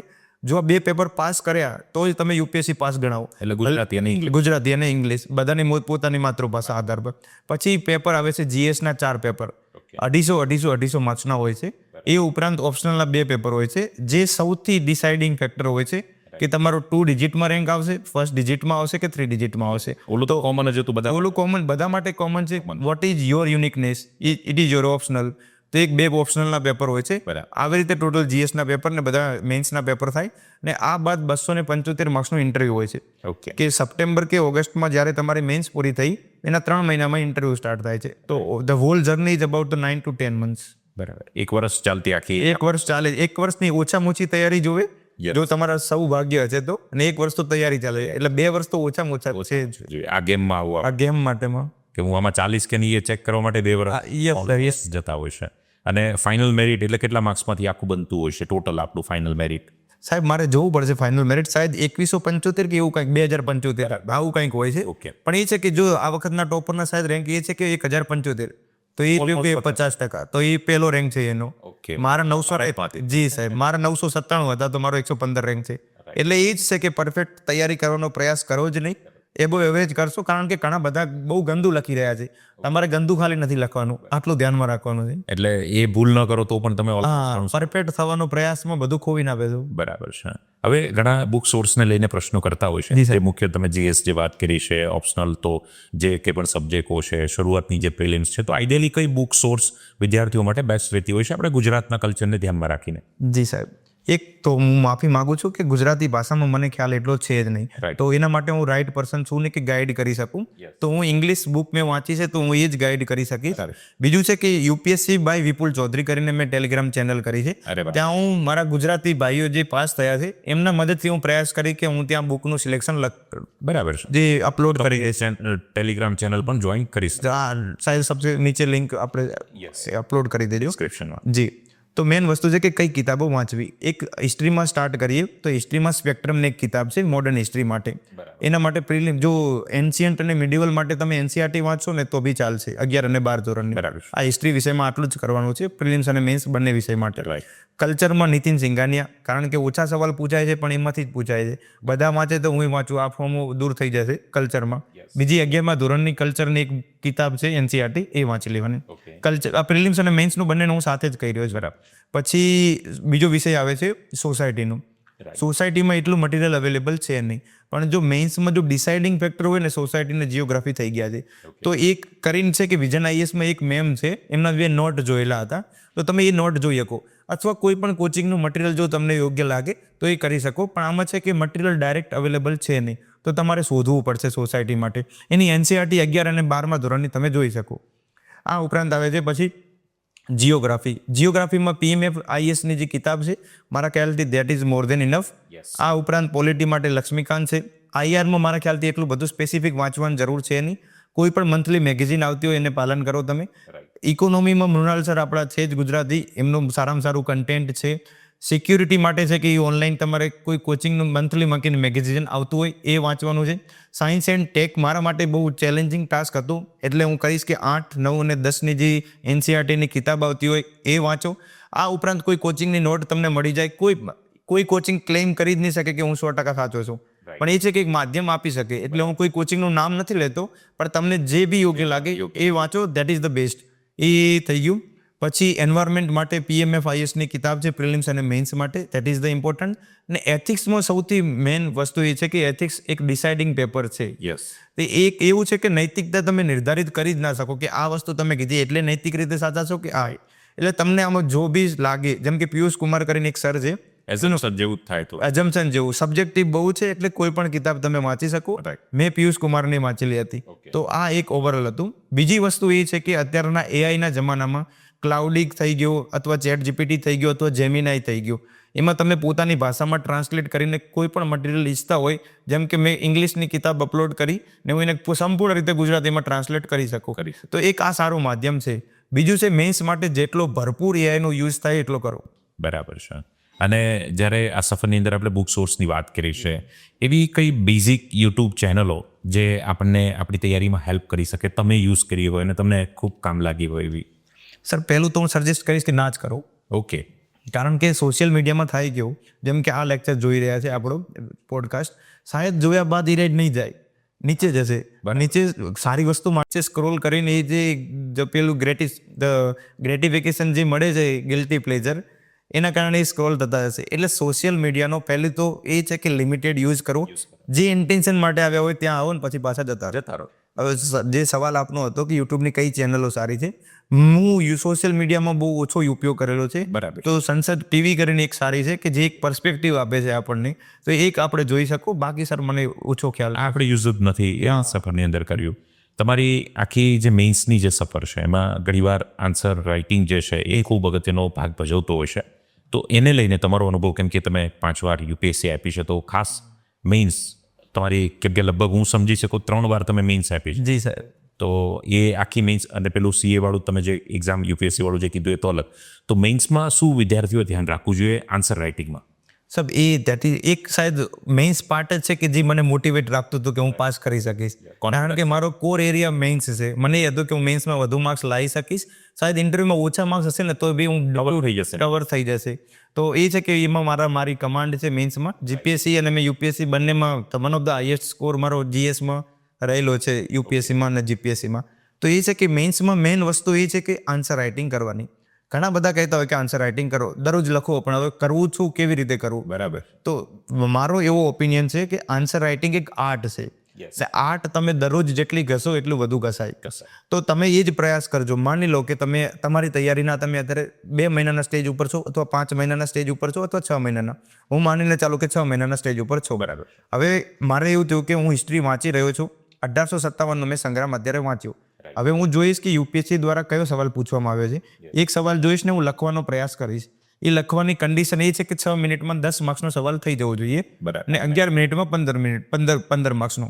પણ એ થાય કે જ્યારે તમે શરૂઆત કરો છો ને, મેં શરૂઆતમાં 25 મિનિટમાં એક આન્સર લખેલો 2 પેજ. વાંચ્યા બાદ હાલ વાંચ્યું તો બી નહીં લખાતું. તો એ છે કે ઇનિશિયલી બહુ ટાઈમ લાગશે, કોઈ પ્રોબ્લેમ છે નહીં. પહેલાં લખતા શીખો. ઝડપી લખતા તો શીખી જશો, આવી જશે સ્પીડ. તો પહેલા મેન ઇન્ટેન્શન એ જ રાખવું કે હાલ મેં કન્ટેન્ટ વાંચ્યું ને હાલ હું કેવી રીતે લખી શકું. રાઈટ. એ છે કે એકવાર મેં લખી દીધું, હવે હું સારું કેવી રીતે લખું ને એ બીજું ઇન્ટેન્શન રાખું. હવે આ કેવી રીતે થઈ શકે? કાં તો તમારું ઇવેલ્યુએટ કરાવો કોઈ સાથી મિત્રો હોય, અથવા કોઈ મેન્ટર હોય, અથવા કોઈ કોચિંગ ક્લાસમાં, કે મેં આ સવાલ લખ્યો કેટલો સાચો કેટલો ખરાબ છે. બીજું હું ટોપર દ્વારા જે આન્સર લખવામાં આવ્યા છે એ હું ચેક કરું. હું શું કરતો કે ટોપર જે લખ્યો છે ને એનો ક્વેશ્ચન જોઈ લઉં, હું ખુદ લખું, પછી ટોપર દ્વારા જે કોપી લખવામાં આવી છે ને એ જ ચેક કરું કે ભાઈ આમાંથી મારામાં કેટલું સમાનતા કેટલી છે, કેટલું પેલું છે. મેન્સ રાઇટિંગ સબ્જેક્ટિવ જ છે, તો પોતાની ઓળખ જો બનાવવી હોય તો યુનિકનેસ લાવવી જ જોશે. શાયદ હું લાવી શક્યો એના કારણે મને એ કોન્ફિડન્સ આવ્યું. તો એ વસ્તુનો પ્રયાસ કરજો. After certain point of time કે મેન્સની આન્સર રાઇટિંગમાં પોતાની યુનિકનેસ હોય, કે મારી કોપી વાંચ્યા બાદ સાહેબને ખુશ થવું જોઈએ કે ભાઈ બહુ મસ્ત લખ્યું છે. આ ક્રિએટિવિટી છે ને મારી દરરોજ આવતી. એ કેવી રીતે કરું કે એક આન્સર મેં અત્યારે લખ્યો, હું એના 1 કલાક પછી ચેક કરીશ કે આમ હું શું નવીનતા લાવી શકતો હતો. બીજા ટોપરની મેં કોપી જોઈ, એનું કંઈક સારું લાગ્યું તો હું પ્રયાસ કરીશ કે મેં બીજો આન્સર લખીશ ને ત્યારે આ વસ્તુ તો એડ કરીશ જ. તો એવું વારંવાર થતું જાય કે દરરોજ કંઈક ને કંઈક ઇમ્પ્રુવમેન્ટ થાય. તો આર્ટ છે ને તમારી બહુ સ્ટ્રોંગ થશે. આપ પોડકાસ્ટ કરો છો, તમને કંઈક કોઈક બીજાનું સાંભળ્યું ને ત્યારે લાગ્યું કે આ વસ્તુ હું એડોપ્ટ કરી શકું. એવું મારું દિમાગ એ જ રહેતું કે ક્યાંય બી જોઉં ને, ક્યાંક પ્રાઇમ મિનિસ્ટર સાહેબે કંઈક સારું કહી દીધું તો મને એવું થાય કે જ્યારે આ સવાલ આવશે ને ત્યારે ઇન્ટ્રોડક્શન હશે. તો પૂરું માઇન્ડ સેટ છે ને મારું મેન્સ ઓરિએન્ટેડ જ હતું. તો એક આ જ્યારે વસ્તુ તમે ડેવલપ કરશો ને કે આ વસ્તુ હું અહીંયા લખીશ, આ વસ્તુ અહીંયા લખીશ, ઓલરેડી ફિક્સ છે ને, તો મારા ખ્યાલથી આન્સર રાઇટિંગ આપોઆપ સરળ થઈ જશે. એટલે તમારું સરાઉન્ડિંગમાં જે કંઈ પણ થઈ રહ્યું છે, સાંભળો છો, એ બધું મેન્સને કનેક્ટિંગ. એટલે દિમાગમાં એ જ રાખવું કે આ સવાલ બનશે તો હું એના ઇન્ટ્રોડક્શનમાં શું લખીશ, મેઇન ભાગમાં હું શું લખીશ, કન્ક્લુઝનમાં આમ લખીશ. તો જ્યારે જેવો સવાલ આવ્યો ને તો મારે વિચારવાનો ટાઈમ હોતો જ નથી. જેવી તમારી પેન ઊભી રહી એનો મતલબ તમે એક સવાલ છૂટ્યો. ઓકે તો પેલું છે 250 માર્ક્સ 3 કલાક લખવા માટે 1 મિનિટ તમારી પાસે છે જ નહીં કે તમે એને વિચારી શકો. તો વિચારવાનો ટાઈમ છે જ નહીં, ખાલી લખવાનો ટાઈમ છે. એટલે પહેલા તમે જેટલું લોહી બહાર કર્યું હશે એટલું યુદ્ધમાં ઓછું કરશો તમે. ઓછું કરશો, તૈયારીમાં બહાવશો તો યુદ્ધમાં જી. તો એ વસ્તુનું ધ્યાન રાખજો કે યુનિકનેસ, જે ક્રિએટિવિટી તમે પહેલા લાવવા ઈચ્છો છો તો એ પહેલા લાવી દો. પછી એક્ઝામ પેપરમાં બહુ પહેલા લાગે કે બહુ કાટું છે, પણ એ છે કે 6 મિનિટમાં મારે એક આન્સર લખવો છે અને 11 મિનિટમાં પણ બીજો આન્સર માઇન્ડસેટ જ બનાવવું. એવું થઈ ગયું તો પછી 3 કલાકમાં પતી જશે. તો પતી જશે. તમારી ઇન્ટરવ્યૂનો અનુભવ કેવો રહ્યો? અને ખાસ અત્યારનું જે રિસન્ટ હમણાંનું જે ઇન્ટરવ્યૂ હતું એકાદ અનુભવ, કેમ કે ઘણા વિદ્યાર્થીઓને એવું હોય છે કે ઇન્ટરવ્યૂમાં આવું પૂછે છે, આમ હોય છે, આમ હોય છે, શર્ટના બટન કેટલા છે, આ બધું એટલે વાયરલ વિડીયો કરવા માટે કન્ટેન્ટ જેને કોઈ ફોર્મે ભર્યું ન હોય એ યુપીએસસીના ઇન્ટરવ્યૂની ટિપ્સ આપતા હોય, તો તમારો શું અનુભવ રહ્યો છે? અમે એકાદ એક્ઝામ્પલ જો તમે. જી સાહેબજી, મેં યુપીએસસીના 3 ઇન્ટરવ્યૂ આપ્યા છે અને એક જીપીએસસીનું ઇન્ટરવ્યૂ આપ્યું છે. મોર ઓર લેસ મને સિમિલર જ લાગ્યું કે જે ગવર્મેન્ટ જોબના ઇન્ટરવ્યૂ કેવી રીતે લેવામાં આવે છે. શરૂઆતમાં યુપીએસસી ભવન જવાનું હોય છે, તો તમે મતલબ માની લો કે પ્રિલિમ અને મેઇન્સ અમદાવાદથી આપી તો બી દિલ્હી તમારે જવું જ પડશે ઇન્ટરવ્યૂ આપવા માટે. ઇન્ટરવ્યૂ પેનલમાં 5 મેમ્બર હોય, એક પ્રેસિડેન્ટ હોય અને 4 મેમ્બર હોય છે. એમાં જેન્ડર ઇક્વાલિટીનો ટ્રાય કરવામાં આવે છે કે શાયદ 2 મહિલા મિત્રો, બે મહિલા મેમ્બર હોય અને 3 જે હોય છે એ પુરુષ હોય. તો આવી રીતે મેં 2022માં પહેલું ઇન્ટરવ્યૂ આપ્યું. મોસ્ટલી સવાલો કાંઈ જ નક્કી નથી હોતા. સાહેબ આપ વ્હાઇટ કલરનું સૂટ પહેરીને આવ્યા છો, તો હું પૂછીશ કે ક્યાંથી ખરીદ્યું. તમે કહેશો કે મેં આ માર્કેટથી ખરીદ્યું, તો કે એ માર્કેટનો ઇકોનોમી કેવી છે, તો એ ઇકોનોમીમાંથી પછી ભારતની ઇકોનોમી કેવી છે, એકદમ લાઈટ. એટલે કોઈ વસ્તુ નિર્ધારિત છે જ નહીં. એક કરીને ડેફ કરીને આવે છે ડિટેલ્ડ એપ્લિકેશન ફોર્મ. એમાં એવું કરવામાં આવે છે કે હું મારું બેકગ્રાઉન્ડ શું છે, મેં એજ્યુકેશન બેકગ્રાઉન્ડ શું છે, મારા પરિવારનું બેકગ્રાઉન્ડ શું છે, એ લોકોને એક કાગળિયું આપવામાં આવે કે આ વસ્તુમાંથી તમે મને પૂછી શકો. પણ 100% એવું છે જ નહીં કે આમાંથી મને પૂછો. તો એ કઈ મોસ્ટલી એટલે સવાલનું કોઈ નિર્ધારિત હોતું જ નથી. હું લાસ્ટ યરની વાત કરું કે હું થોડો કોન્ફિડન્ટ હતો. પહેલાં મને એવું લાગતું કે મારી કમ્યુનિકેશન સ્કિલ એટલી સારી છે જ નહીં, હું પબ્લિકલી એટલું બધું બોલી શક્યો છું જ નહીં, અને ભાષાથી એટલું બધું હતું ને કે હિન્દી મારી માતૃભાષા છે જ નહીં. એટલે ડર તો પહેલાંથી મને રહેતો, પણ એકવાર આઈપીએસનો ટેગ લાગ્યો એટલે લાગ્યું કે ભાઈ ના, એ મને થોડી રિસ્પેક્ટ તો આપશે. તો જેવો હું એન્ટર થયો હું ખુશ હતો, ને એ મને પૂછ્યું, સ્ટાર્ટિંગ ક્વેશ્ચન જ એવો હતો કે તમે આઈપીએસની ટ્રેનિંગમાં છો કે નહીં. તો મને લાગ્યું ચલો અમને ખબર તો પડી ગઈ કે જે જેની સાથે વાત કરવાના છે એટલીસ્ટ એક સિલેક્ટેડ કેન્ડિડેટ તો છે.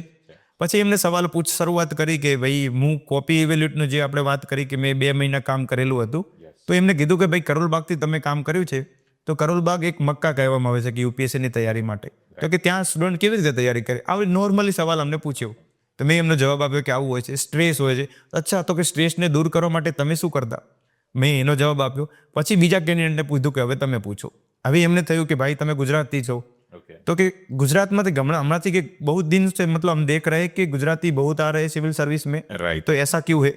તો મેં એમનો જવાબ આપ્યો કે આ કારણોના કારણે છે. અચ્છા એવું છે. પછી મેં સ્પીપાનું મેન્શન કર્યું કે હું સ્પીપાથી આવું છું. તો કે સ્પીપા ક્યાં હે?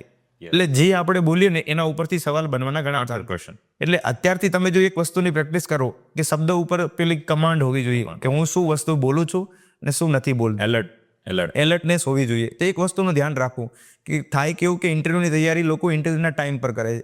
હકીકતમાં પર્સનાલિટી ટેસ્ટની તૈયારી સંપૂર્ણ જીવનના ટેસ્ટ છે. બરાબર. તો જે વિદ્યાર્થી મિત્રો અત્યારથી જોવો છો, હું એમને સંદેશ આપવા માંગુ છું કે મને ઇન્ટરવ્યૂમાં માર્ક્સ ઓછા આવવાનું કારણ એ હતું કે હું ઇન્ટરવ્યૂના ટાઈમ જ ઇન્ટરવ્યૂની તૈયારી કરતા. તો તમે અત્યારે કોલેજમાં જશો સાહેબ, અથવા જે તૈયારી કરતા હોય તો કમ્યુનિકેશન સ્કિલ ઉપર સૌથી વધુ ધ્યાન આપો.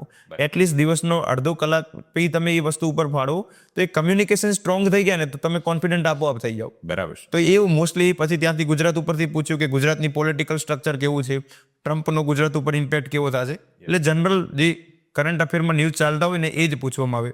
મારી હોબી હતી કે મને સિનેમા જોવાનો બહુ શોખ. બરાબર. તો મને પૂછતા કે હમણાં તમે કયું મૂવી જોયું છે? તો મેં કીધું મેં ધુરંધર જોયું. તો પછી કહે કે હમણાં ધુરંધર આવ્યું ને આની પહેલાં પઠાણ આવ્યું, તો આમાં મને તમે તુલના કરી શકશો કે આ બંનેની તુલના કેવી છે? તો એ રીતે કાંઈક ને કાંઈક પૂછે, શાયદ આપણા ડેપ ઉપરથી પૂછે અથવા એમના મનમાં જે સવાલ હોય એ રહેશે. ઉગે પૂછે, જે ઉગે પૂછે ને હું જે બોલું એના ઉપરથી કાઉન્ટર ક્વેશ્ચન આવે. ક્વેશ્ચન કરતો હોય છે. બટ તમે ખોટું એમાં કશું નહીં બોલી શકો. ખોટું બોલવાથી ફાયદો એ છે કે માર્ક્સ બહુ ઓછા આવી શકે. શાયદ ઓછામાં ઓછી લિમિટ છે 75, તો એ આપી શકે. બરાબર. આપણને એવું થતું હોય છે કે થોડુંક માની લો કે હું ગુજરાતનું કંઈક ખોટું નાનકડું ખોટું એવું બોલતું તો એમને શું ખબર પડશે. પણ સામે જોવો તો ખરી કે જે મારી સામે 5 મેમ્બર છે, બધાનો 30 વર્ષનો અનુભવ છે, 5 તરી 15 150 વર્ષનો અનુભવ મારી સામે બેઠો છે ને એમને કેટલાના ઇન્ટરવ્યુ લીધેલા છે. હું કાંઈક નાનકડી વસ્તુ બી આમ ખોટી બોલીશ ને તો એમને મારો હાવભાવ જોઈને જ ખબર પડી જશે. સ્પટા જોઈ શકો. તો એ વસ્તુનો ક્યારેય પ્રયાસ ના કરો કે હું થોડુંક બી એમને ખેલી લઈશ એવી રીતે. અચ્છા, ઇન્ટરવ્યુમાં કોઈ પણ લેંગ્વેજની ફ્રીડમ આપણને હોય છે, કોઈ પણ લેંગ્વેજની અંદર? એટલે પહેલા મને એવું હતું કે જ્યારે મેં ઇંગ્લિશ સિલેક્ટ કરી તો મારે ઇંગ્લિશ તો બોલવી જ પડે છે, પણ હવે હું કોન્ફિડન્ટ થઈ ગયો છું કે મને જો ઇંગ્લિશમાં સવાલ પૂછશો તો ઇંગ્લિશમાં આન્સર આપીશ, હિન્દીમાં પૂછશો તો હિન્દીમાં આપીશ, ગુજરાતીમાં પૂછશો તો ગુજરાતીમાં. બરાબર. ભારતની 22 ભાષાઓમાંથી ઇન્ટરવ્યુમાં કોઈ પણ ભાષામાં આપણે આપી શકીએ. 2 ભાષા એમને આવડતી હોય છે, ત્રીજી ભાષા જે બી રિજનલ લેંગ્વેજ હોય એના માટે એક ટ્રાન્સલેટર હોય કે હું કંઈક બોલું, કમ્યુનિકેટ કરીને એક કરે અને આ રીતે. પણ મોસ્ટલી બધાને હિન્દી અથવા ઇંગ્લિશમાંથી એક ભાષા તો આવડતી જ હોય છે, તો આ પ્રિફર વધુ કરવામાં આવે છે. એટલે વચ્ચે કોઈ પેલું ટ્રાન્સલેટમાં મજા બગડી જાય છે બોલવાની. બરાબર છે. એટલે મિત્રો, ખૂબ ઇન્ટરેસ્ટિંગલી આપણે વિપુલભાઈની સાથે વાત કરી રહ્યા છીએ. એન્ડ પડાપ તરફ જો આપણે જઈએ તો વિપુલભાઈ ખાસ કરીને એવી કેટલીક બાબતો જે વિદ્યાર્થીને પ્રેરણા આપવાની છે. સોશિયલ મીડિયાની તમે આગળ તો વાત કરી છે, પણ તેમ છતાં અત્યારે જે કલ્ચર ચાલી રહ્યું છે, Instagram, status, story, Facebook, WhatsApp, આ બધા મિત્રો સાથેના હરીફાઈઓ ફોલોવરની ચાલતી હોય છે. તો સોશિયલ મીડિયામાં તમે ત્યાં પ્લેટફોર્મ યુઝ કરતા, ઇન્સ્ટાગ્રામ કે ફેસબુક કે વોટ્સઅપ કે ટાઈમપાસ માટે, ફ્રેશ થવા માટે કંઈ યુઝ કરતા કે નહીં? સર, ઇનિશિયલી જ્યારે મેં પ્રિપરેશન સ્ટાર્ટ કરી ત્યારે હું નવું શીખ્યો ફેસબુકને. અચ્છા. હવે જેવું હું ફેસબુક શીખ્યો ત્યાં સુધી ફેસબુક ઇરિલેવન્ટ થઈ ગયું, ઇન્સ્ટાગ્રામ આવી ગયું. હવે જેવું ઇન્સ્ટાગ્રામ શીખવા જાય ત્યાં સુધી ઇરિલેવન્ટ થઈ ગયું, સ્નેપચેટ આવી ગઈ. તો હું થોડોક પાછળ છું જ્યાં સોશિયલ મીડિયાનો જે ચાલે છે. મારું સર પર્સનલી એવું માનવું છે કે આમાં જેટલું ઓછું સોશિયલ મીડિયાનો યુઝ થાય, હકીકતમાં એ કહી રહ્યો છું કે તમારી કોમ્પિટિશન જો ઓછી કરતું હોય ને તો માત્ર ને માત્ર સોશિયલ મીડિયા છે. એ બહુ એક સારી વસ્તુ છે જો તમે તૈયારી કરવા ઈચ્છતા હોય, કારણ કે ઘણા બધા લોકો આમાં ડિસ્ટ્રેક્ટેડ થઈ રહ્યા છે. તો 50% કોમ્પિટિશન તો સોશિયલ મીડિયા ઓછી કરી રહ્યું છે. ખાલી 2 વર્ષની સાહેબ મહેનત જોઈએ જો તમે સોશિયલ મીડિયાથી દૂર જતા રહો. તો મારું એવું માનવું છે કે હું વોટ્સઅપ યુઝ કરતો to communicate with my friends and the family. એક કમ્યુનિકેશનનું એક સાધન હતું. બાકી ઇન્સ્ટાગ્રામ, ફેસબુક હું હમણાં યુઝ કરવાનું શીખ્યો છું, અને પહેલાં મેં એટલું બધું યુઝ નથી કરેલું. બરાબર છે. એટલે સ્ટેટસ બનાવવામાં મહેનત કરીએ સ્ટેટસ આપોઆપ થઈ જશે. બરાબર છે, એક્ઝેક્ટલી. ખાસ કરીને જ્યારે આપણે વાત કરીએ ફ્રેન્ડ સર્કલની, ઘણીવાર આપણું જે કલ્ચર, માહોલ, જે આપણી સંગતો હોય છે એ બહુ અસર કરતી હોય છે. કેમ કે આપણે દૂર ઘરથી જ્યારે તૈયારી કરવા માટે આવ્યા હોય તો આપણા ફ્રેન્ડ સર્કલ જ ક્યાંક આપણા માટે મોટિવેશન બનતા હોય છે. જી સાહેબ. તો એને લઈને આપ શું કહેશો કલ્ચર ગ્રુપ વિશે? સર, એક અબ્રાહમ લિંકને જ શાયદ કીધું છે કે તમે કેવા વ્યક્તિ છે હું તમારા ફ્રેન્ડ જોઈને જ કહી દઈશ. મને લાગે છે કે હકીકતમાં સાચું જ છે. અમે જે ફ્રેન્ડ સર્કલ સ્પીપામાં બનાવ્યું મોસ્ટલી બધા પાસ થઈ ગયા. અને એ કહેવામાં આવે છે કે તમારું ફ્રેન્ડ સર્કલ એટલું સારું હતું કે એકબીજાને આમ ધક્કો આપે કે ભાઈ મેં આ વસ્તુ સારી કરી, તું આ કરજી, તું આ કરજી. જ્યારે અમે જીપીએસસીની તૈયારી કરતા ત્યારે સવારમાં ઘણું લખીએ, રાત્રે બધા ભેગા થાય ને બધા ડિસ્કસ કરીએ કે આ વસ્તુ કેવી છે, આ વસ્તુ કેવી છે.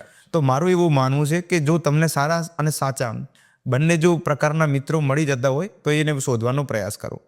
બીજી વસ્તુ કે હું 2 પ્રકારના મિત્રો રાખતો. એક તો એ છે કે ભણવા માટેના મિત્રો, ને એક છે મજા કરવાવાળા મિત્રો. કારણ કે બંને મેચ નહીં થાય કે હું જ્યારે ભણવાની વાતો કરું ત્યારે હું નથી ઈચ્છતો કે હું મજાની વાતો કરું. જ્યારે મજા માટેનો મતલબ છે કે દિવસમાં અડધો કલાક તો એવો કાઢવો જ કે તમે ફેમિલી સાથે અથવા મિત્રો સાથે ગપ્પા મારી શકો. મારા ખ્યાલથી એ સ્ટ્રેસ રિલીફ બુસ્ટર હતું. તો મેં 2 પ્રકારના મિત્રો બનાવેલા હતા કે જ્યારે ભણવાની વાત થાય ત્યારે ભણવાની, અને રખડવાની વાત થાય ત્યારે રખડવાની. હાલાકી એટલો મોકો મળતો જ નહીં, પણ અડધો કલાકમાં ગપ્પા મારીએ તો પૂરો દિવસ સારો જતો રહે. તો એ છે કે જો તમારી પાસે જો એવું ચાન્સ મળ્યો હોય ને આ ભગવાન જ તમને આપશે મોકો કે તમારું સારું સર્કલ બને છે કે નથી બનતું. જો ખરાબ સર્કલમાં જોડાયો તો હાઈ ચાન્સ છે કે તમે પાસ નહીં જ થાવ. મેં દિલ્હીમાં ઘણું બધું જોયું છે સાહેબ કે ગર્લફ્રેન્ડ બનાવે કે બોયફ્રેન્ડ બનાવે ને બહુ રેર ચાન્સ હોય કે બંને પાસ થતા હોય છે. એટલે એ વસ્તુનું ધ્યાન રાખજો. 2 વર્ષની મહેનત છે દોસ્ત. હું તો એ જ કહું છું કે ખાલી સોશિયલ મીડિયાથી દૂર રહો અથવા ગર્લફ્રેન્ડ અથવા બોયફ્રેન્ડ બનાવવાથી દૂર રહો. અને જે વસ્તુ ઈચ્છતા હોય એ વસ્તુ કરવા માટે ખાલી 2 વર્ષ આપતો ને, એકવાર તમારું ફાઉન્ડેશન મજબૂત થઈ ગયો પછી તમે જે કરવા ઈચ્છતા હોય તો બી કરો. પણ એકવાર જે સખત મહેનત અને સતત મહેનત કરી લીધી તો પછી થઈ જશે. પણ સાહેબ એક સવાલ એ ઉદ્ભવતો હોય કે અમારી પાસે મિત્ર સારા બનતા જ નથી. તો મારે એવું હતું કે જ્યારે હું ઘણી વખત ઘણી મહેનત કરવામાં પડી જતો તો મિત્રો એટલા ના થતા. ઘણા બધા ના નહીં પાડી શકતા એટલે મિત્રો ઘણા થઈ જાય છે. એટલે 2 પ્રકારની સમસ્યા જોવા મળે છે. જ્યારે તમને એવું લાગતું હોય કે મારા મિત્ર નથી બનતા તો તમે ખુદના જ મિત્ર બનો અથવા પોતાના પરિવારવાળાને મિત્ર બનાવી દો. થતું એવું કે હું લોનલીનેસનો શિકાર થઈ રહ્યો છું, મારે કોઈકને મારી કંઈક વાત કહેવી છે પણ હું કહીશ તો મને લાગે છે કે એના ઉપર વિશ્વાસ નથી અથવા મારી પાસે મિત્ર નથી. તો એક સોલ્યુશન એ છે કે હું છે ને એ કરતો જ્યારે મારી પાસે મિત્ર ના હોતા, હું કાગળ ઉપર મારી જે પણ ભાવનાઓ ને લખી દઉં ને એ લખીને પછી ફાડી દઉં. એટલે મને એમ છે કે આ વાત ક્યાંય જશે બી નહીં ને હું મારા મિત્રને કહેવા આવે તો મેં કહી દીધું. શેરિંગ થઈ. તો એક આ બી એક સોલ્યુશન છે થોડા સમય પૂરતું, તો આ બી કરી શકો. એટલે ઘણા વિદ્યાર્થીને કામ લાગશે જે પોતે અલોન છે, લોનલીનેસમાં આગળ વધી રહ્યા છે. તમે જે આખી સફરની જે વાત કરી છે, આ સફરમાં દિવસ દરમિયાન કેટલી કલાકોની મહેનત થતી 24 કલાકમાંથી? જી સાહેબ. સર, જ્યારે ઇનિશિયલમાં આપણે ફાઉન્ડેશન સ્ટ્રોંગ કરતા હોય ત્યારે મને લાગે છે કે સખત મહેનતની જરૂર છે. તો પ્રયાસ એવો જ કરું કે ઘણું વાંચવું એ ના કરું, ઘણું રખડવું ને ઘણું મતલબ રખડવાને છે ને સમય બહુ ઓછો કરી દો. બહુ ઓછો મતલબ 2 મિનિટ 5 મિનિટ જેટલો નવરાશની પડો ઓછી થશે, મારા ખ્યાલથી મહેનતની પડો વધી જશે. હું મારું ટાઈમ ટેબલ કહું તો હું સવારમાં વાંચવાનું મને બહુ ગમતું. તો મારો 1 વર્ષનો સેમ ટાઈમ પીરિયડ એક જ હતો કે સવારમાં હું 6 વાગે ઉઠું અથવા 6:30 ઉઠું, 7 વાગે હું આવી જાઉં લાઇબ્રેરી વાંચવા માટે, 7 થી 12 વાંચવાનું, 12 થી 12:30 ખાવા જવાનું, અડધો કલાક ભાઈબંધ સાથે ગપ્પા મારવાના, 1 થી 4 વાંચવાનું, 4 થી 4:30 ભાઈ મિત્રો સાથે ચા પીવા જવાની, 4:30 થી 8 વાગ્યા સુધી વાંચવાનું, 8 થી 8:30 મિત્રો સાથે ખાવા જવાનું, 8:30 થી 12 વાંચવાનું, વળી સેમ સાઈડ કર. ઓકે. તો મારું આવું જ હતું કે જે નવરાશની પડો છે કે બહુ ઓછી કરી દો અથવા રખડવાની પડો ઓછી કરી દો, વાંચવાનું આપોઆપ વધી જશે. મોકનો કેવો આપને બેનિફિટ થયો ને મોક તમારી સફળતામાં કેટલું યોગદાન ધરાવ્યું છે એમને, જે રાઉન્ડ પ્રેક્ટિસ તમે જે આગળ જે શરૂઆતમાં કરતા? જી સાહેબ, એટલે મેઇન વસ્તુ ઇન્ટરવ્યુમાં હોય જ છે શું બોલવાનું. હવે એ છે કે હું અત્યાર સુધી બોલ્યો જ નથી ને બીજી વસ્તુ હું એવા મોટા વ્યક્તિ સામે નથી બોલ્યો. અચ્છા. હું આપની સામે તો સારું બોલી દઉં પણ એ મતલબ છે જ નહીં કે હું એમની સામે બોલી શકું છું કે નહીં. તો મોકનો મતલબ જ એ થાય છે કે તમને સેમ એન્વાયરમેન્ટ પ્રોવાઈડ કરે. તો એ મને મેઇન પ્રોબ્લેમ એ છે કે ડર હોય છે કે હું બોલી શકીશ કે નહીં બોલી શકું. તો મોક ઇન્ટરવ્યુ સૌથી એક ફાયદાકારક ત્યારે સાબિત થાય કે તમને મોટા મહાનુભાવ સામે તમે કેવી રીતે બોલો છો. ઘણી બધી સ્ટ્રેન્થ અને વીકનેસ પોતે આપણે જોઈ નથી શકતા. આમાં કમ્યુનિકેશન 2 પ્રકારના હોય, વર્બલ અને નોન વર્બલ. તો શાયદ વર્બલ ઉપર મારું ધ્યાન હોય પણ નોન વર્બલ ઉપર છે કે નહીં એનું મને ખ્યાલ છે કે નહીં. તો મોક મને ખ્યાલથી that is the pre condition two appear for the interview. તો એટલીસ્ટ 1 જાઓ, 2 જાઓ, 5 જાઓ. હું સ્ટાર્ટિંગમાં 20 ઉપર ગયો હતો, પછી ઓછા થતા ગયા કે કોન્ફિડન્સ આવતો ગયો. પણ એ છે કે મોક બહુ ફાયદાકારક સાબિત થાય છે. યસ. અને આખી સફરના એન્ડમાં આપણે જવું હોય તો કઈ એવી ભૂલો જો વિપુલભાઈને ફરીવાર તૈયારી કરવાનો મોકો આપે તો વિપુલભાઈ કરે જ નહીં એ ભૂલો, જેથી કરીને મિત્રો પણ એ ન કરે? સર, મારી આ 5 વર્ષની જર્ની થઈ, મને શાયદ એવું લાગે છે કે મને પૂરેપૂરું ગાઈડન્સનો બહુ અભાવ રહ્યો છે. મારી આગળ હું જેને જાણતો એવું કોઈ હતું જ નહીં. તો એક વસ્તુ ઉપર સૌથી વધુ ધ્યાન આપો કે મારે ગાઈડન્સ મને સારું મળી રહ્યું છે કે નહીં. જો તમને સારું ગાઈડન્સ મળે, બીજી વસ્તુ તમારી પાસે સાચી અને સારી સ્ટ્રેટેજી હશે તો જે 5 વર્ષની સપોર્ટ છે ને શાયદ મને લાગે છે કે 2-3 વર્ષમાં પૂરી થઈ જાય. તો ગાઈડન્સ અને સ્ટ્રેટેજી ઉપર સૌથી વધુ ધ્યાન આપજો. મેં ઘણી ભૂલો કરી છે એના કારણે. બીજી છે કે પોતાની ભૂલોથી શીખવા કરતાં બીજાની ભૂલોથી શીખશો તો ટાઈમ ઘણો ઓછો જશે. મારું એવું હતું કે હું ઘણી બધી મારી ભૂલોના શીખીને જ હું આગળ વધ્યો છું. હાલાકી હું સારો વ્યક્તિ બન્યો પણ ઘણા વર્ષની મહેનત બાદ, એટલે એ ટાઈમ એક ઓછો કરી શકાય, સમય કપાઈ જાય. બીજી વસ્તુ એ થઈ ગઈ. ત્રીજી વસ્તુ એ જ છે કે કોઈ પણ વસ્તુ તમે ઈચ્છો જ છો કે મારે યુપીએસસી કરવી જ છે તો 2 વર્ષ સખત મહેનત કરવી જ પડશે. સખત એટલે એક તો 1 વર્ષનો તો ટાઈમ પીરિયડ છે એક્ઝામનો ને 1 વર્ષ કરવું જ પડશે. સખત મહેનતનો તાત્પર્ય એવો છે કે તમારું ગોલ ફિક્સ હોય કે મારે આટલા ટાર્ગેટ પૂરા કરવા છે. બીજી વસ્તુ એ છે કે મિત્રો સાથે ગપ્પા ઓછા મારવા, જેમ આપણે સોશિયલ મીડિયાની વાત કરી. તો એક છે કે 2 વર્ષ ખાલી ઓછામાં ઓછા આપો, પછી તમે એટલો મહેનત નહીં કરો ને તો બી ફાયદો જ છે જ. ચોથી વસ્તુ સાહેબ, જે મેઇન વસ્તુ છે કે ડિસિપ્લિન. જે તમારી ટાઈમ ટેબલ તમે બનાવશો ને તો જ આવશે. મારા પાસે સાહેબ 1 વર્ષનું ટાઈમ ટેબલ હતું કે હું 365 દિવસમાં શું કરીશ, 365માંથી 12 મહિનામાં હું શું કરીશ નહીં હતું, 12 મહિનામાં દર વીકમાં હું શું કરી નહીં હશે, 12 વીકમાં એ બધા વીકની અંદર 1 દિવસમાં હું શું કરીશ નહીં હશે. આજે મને ખબર હોવી જોઈએ કે હું કાલ શું કરીશ. જો તમારી પાસે ટાઈમ ટેબલ બી છે ને તો મને લાગે છે કે ઘણી બધી સફર તો એમને ખેડાઈ જશે. રાઈટ. એટલે ખૂબ સરસ મજાની વાતો કરી છે અને લગભગ વિપુલભાઈનું આ એટલું જે આપણે લોંગ પોડકાસ્ટ છે એ સાંભળવાથી તમારી તૈયારીમાં ઘણી બધી મદદ થશે.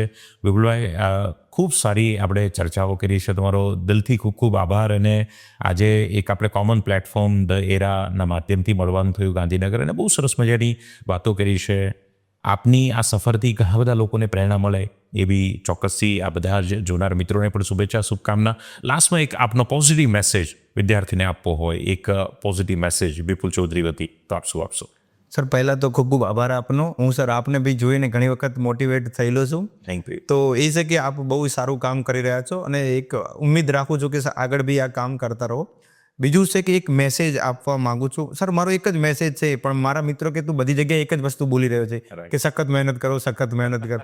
તો મારું એવું જ મેન તાત્પર્ય એ જ છે કે જે વસ્તુ તમે ઈચ્છતા હોય કે મારે યુપીએસસી કરવી છે, જીપીએસસી કરવી છે, એકવાર તો ફિક્સ કરી જ લો કે મારે આ જ વસ્તુ કરવું છે. એ પછી ટાઈમ ડિસાઈડ કરી લો કે હું 2 વર્ષમાં આઈએસ બનીશ કે 3 વર્ષમાં બનીશ. એક એનો ટાઈમ નિર્ધારિત કરી દો કે હું આ રીતે કરીશ. ને એક ડિસિપ્લિનથી કામ કરે રાખો કે ભાઈ આ વસ્તુ થતી જશે. સફળતાના ઘણા બધા રસ્તાઓ છે, પણ મને જે મેં ખેડ્યો છે એ એક જ માધ્યમથી ખેડ્યો છે, ખૂબ મહેનતથી. કે સાહેબ સાચે સાહેબ મને એવું છે કે મારી પાસે વિકલ્પ જ નથી. સખત મહેનતનો કોઈ વિકલ્પ છે જ નહીં. મારું એક જ હથિયાર હતું શિક્ષણ. હું એવું ઈચ્છું છું, તમે બી જોઈ રહ્યા છો સાહેબ, તમારું બી એક જ હથિયાર હશે શિક્ષણ. સેલ્ફ ડાઉટ થાય છે, પણ એ છે કે હંમેશા થશે. મારા માટે બહુ સારો ફાયદો સાબિત થયો. સેલ્ફ ડાઉટના કારણે હું ઘણા બધા મહિનામાં ડિપ્રેસ રહ્યો છું, પણ એ છે કે જ્યારે તમને સફળતા મળે ને સાહેબ, મને અત્યારે યાદ જ નહીં મેં કેટલી સખત મહેનત કરી. એક જ દિવસમાં હું બધું ભૂલી ગયો છું. તો હું ઉમ્મીદ કરું છું કે તમે બી સફળતાનો સ્વાદ ચાખો, સખત મહેનત કરો, લક્ષ્ય જરૂર મળશે. થેન્ક યુ વિપુલભાઈનો ખૂબ ખૂબ આભાર કે આજે આ મુકામની સફળતા પ્રાપ્ત કર્યા પછી પણ આપણી સાથે એટલો સમય શેર કર્યો. અને પર્પઝ એ જ છે જે મેં શરૂ કર્યું ત્યાં જ ફરી લાવીને વાતને એન્ડ તરફ આપણે જઈએ કે આપ બધા પણ એકવાર વિપુલભાઈની જગ્યા પર પહોંચો. એ માટે વિપુલભાઈ એટલો સમય આપી રહ્યા છે ને આજે આ બધા પ્લેટફોર્મનો પ્રયાસ પણ એ જ હોય છે. એરા પણ જે ગાંધીનગરની અંદર છે, આ સંસ્થા પણ સતત આવી જ રીતે પ્રયાસો કરતી હોય છે. લાઇબ્રેરીની સુવિધાથી લઈને બધી જ સુવિધા આપતો આ પરિવાર છે. આપ સૌના જીવનમાં પણ આવી સફળતા નીવડે એવી ઈશ્વરના ચરણોમાં પ્રાર્થના અને વંદનની સાથે ડિસ્ક્રિપ્શનની અંદર ડિટેલ છે જે સાહેબે એમની જે ટેલિગ્રામ ચેનલ કીધી છે, પણ તમને ઘણી બધી હેલ્પફુલ થશે. બીજા પણ અધર સોર્સિસ જે યોગ્ય લાગશે ડિસ્ક્રિપ્શનની અંદર ડિટેલ શેર કરશું. હજી પણ આપના કોઈ પણ ક્વેશ્ચન હોય કોમેન્ટના માધ્યમથી ચોક્કસ અમને પૂછી શકો છો. ઇન્ટરવ્યૂને એન્ડ સુધી જોવા બદલ આપ સૌના ખૂબ ખૂબ આભારની સાથે ફિર વક્ત મિલા તો હોગા સામના. તબ તક કે લીએ શુભકામના. ધન્યવાદ. જય હિન્દ, જય ભારત.